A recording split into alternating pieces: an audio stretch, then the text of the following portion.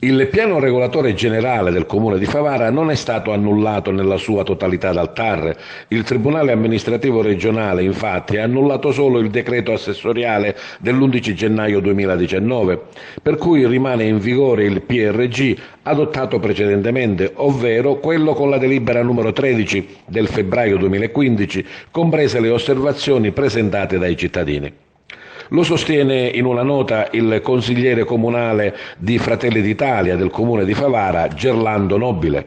Nei giorni scorsi, afferma l'esponente politico, si era diffusa la notizia che il PRG di Favara era tutto da rifare, su decisione del TAR a seguito dell'accoglimento con più sentenze di alcuni ricorsi presentati dai cittadini interessati.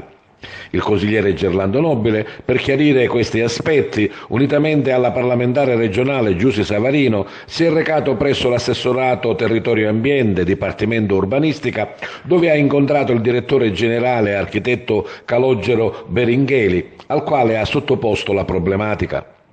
Dall'incontro, nel quale erano presenti anche l'ex dirigente del comune di Favara, architetto Crescenzo, ora in pensione, redattore del PRG, unitamente ad altri tecnici, all'assessore al ramo Emanuele Schembri, è emerso, come spiega Nobile, che di fatto il TAR ha annullato il decreto 11 gennaio 2019, pubblicato sulla Gazzetta Ufficiale numero 3 del 2019. Quindi, secondo lo stesso consigliere comunale, rimane in vigore il PRG adottato con delibera numero 13 del 26 febbraio 2015, comprese le osservazioni presentate dai cittadini.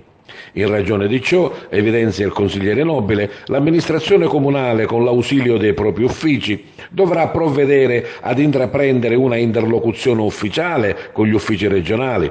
Inoltre dovrà aggiornare gli elaborati necessari a fornire gli uffici interni, i professionisti, ma anche i cittadini, degli strumenti necessari per non bloccare l'iter di approvazione delle pratiche edilizie già presentate o da presentare.